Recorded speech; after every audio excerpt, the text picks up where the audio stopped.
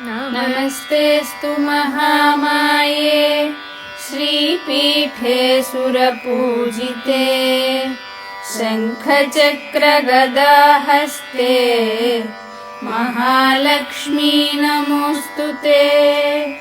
नमस्ते गरुडारूढे डोलासुरभयङ्करी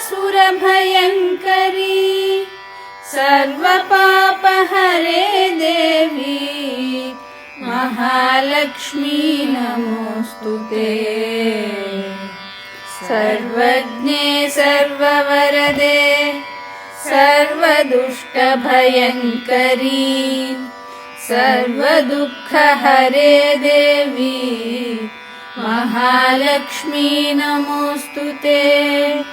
सिद्धिबुद्धिप्रदे देवी भुक्तिमुक्तिप्रदायिनी मन्त्रमूर्ते सदा देवी महालक्ष्मी नमोऽस्तुते।